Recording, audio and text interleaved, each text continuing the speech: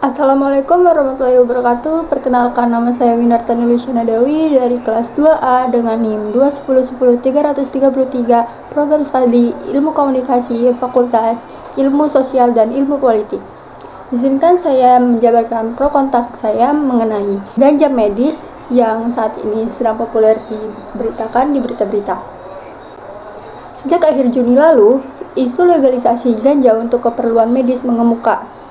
Itu terjadi setelah seorang ibu menjadi viral di media sosial karena membawa poster bertuliskan, "Tolong, anakku butuh ganja medis." Pro dan kontra pun muncul. Sebagai respon atas permintaan Santi Warastuti, ibu dengan anak cerebral palsy yang juga kerap mengalami kejang epilepsi.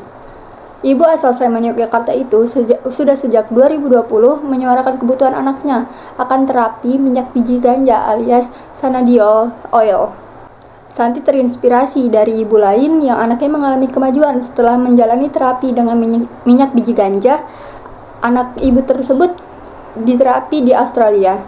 Santi bersama ibu-ibu lainnya telah mengajukan uji materi UU narkotika ke Mahkamah Konstitusi agar ganja medis menjadi legal. Berdasarkan undang-undang yang ada, ganja tersebut termasuk narkotika golongan 1 karena memiliki kadar ketergantungan tinggi. Ganja tidak dapat digunakan untuk pengobatan medis atau terapi, seperti narkotika golongan 1 lainnya. Ganja hanya diizinkan untuk tujuan pengembangan ilmu pengetahuan atau penelitian. Perjuangan Ibu Santi hampir mirip dengan kisah nyata John dan Aline Corley yang diangkat ke layar lebar melalui film Extraordinary Measures tahun 2010.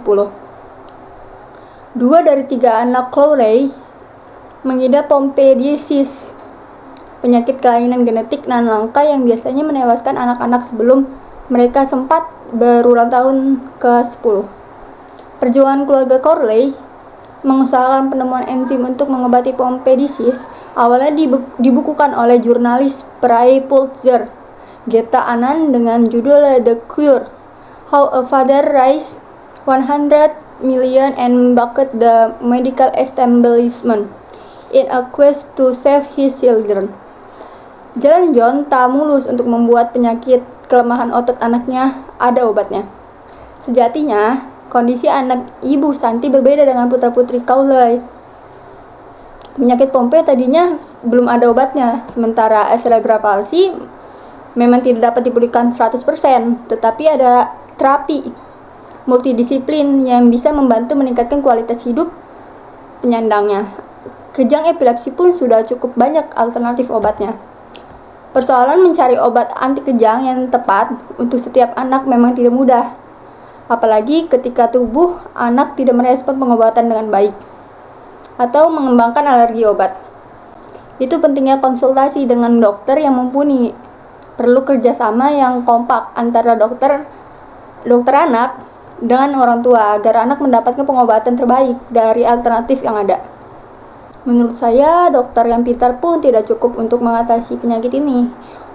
Orang tua memerlukan dokter yang ramah, mau mendengarkan dengan seksama, atau mencoba mengerti kekhawatiran ayah dan ibu pasien ciliknya, serta mau menjelaskan dengan detail tentang kondisi anak dan rencana pengobatan selanjutnya, kemungkinan efek sampingnya.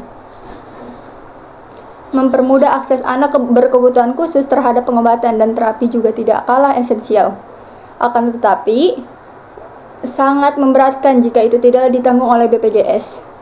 Di samping itu, orang tua pun perlu dokter yang bisa ditanyai di luar praktik kerjanya, entah dengan berbicara lewat telepon, aplikasi perpesanan, atau media sosial. Dukungan seperti ini penting agar ayah dan ibu mendapatkan informasi yang benar soal penanganan kondisi anaknya. Kurangnya dukungan rawan membuat orang tua tersesat dalam rimba pencarian di internet. Testimoni dari sana-sini juga bisa menimbulkan harapan semu akan kesembuhan anaknya.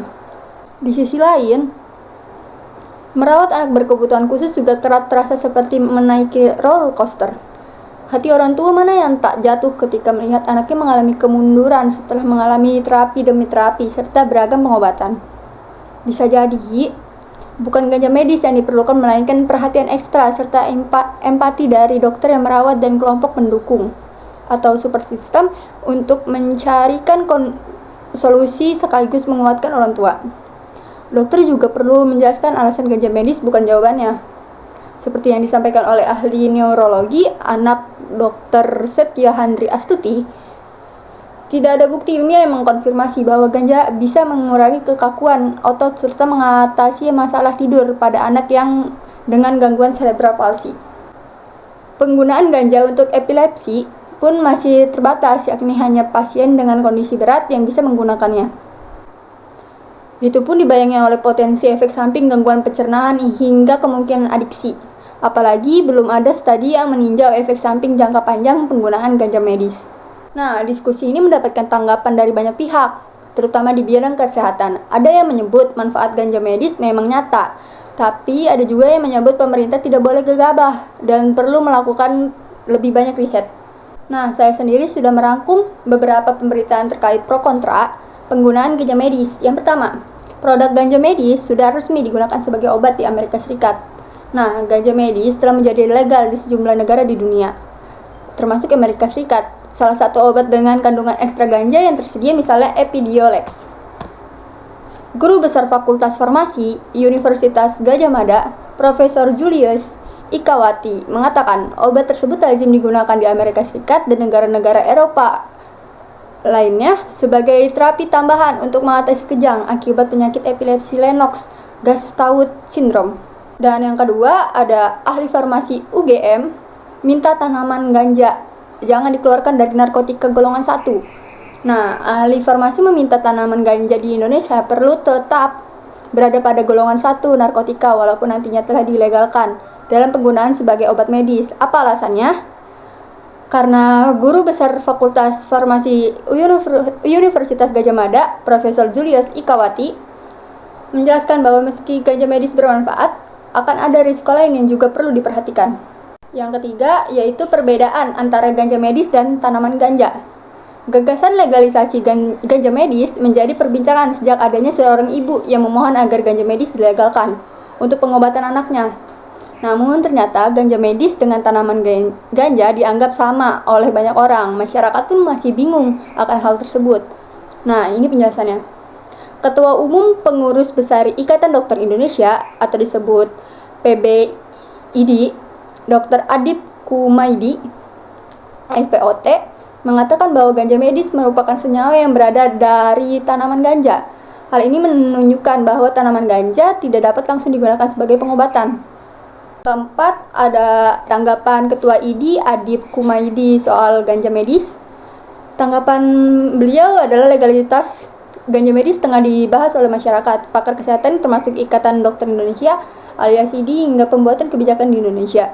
Hal itu terjadi setelah viral foto Ibu Santi yang memohon agar tanaman ganja digunakan untuk kepentingan medis dan dapat diakses oleh pasien yang membutuhkannya. Dan yang terakhir, yang kelima, rangkuman manfaat ganja medis bagi pengobatan yang sudah terbukti.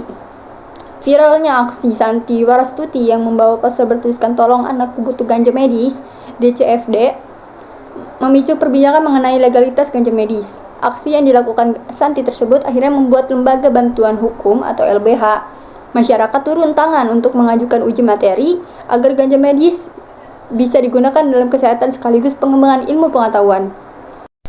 Oke, itu tadi sedikit penjelasan tentang pro kontra ganja medis di Indonesia. Dan kurang lebihnya mohon maaf. Wabillahi taufiq wal hidayah. Wassalamualaikum warahmatullahi wabarakatuh.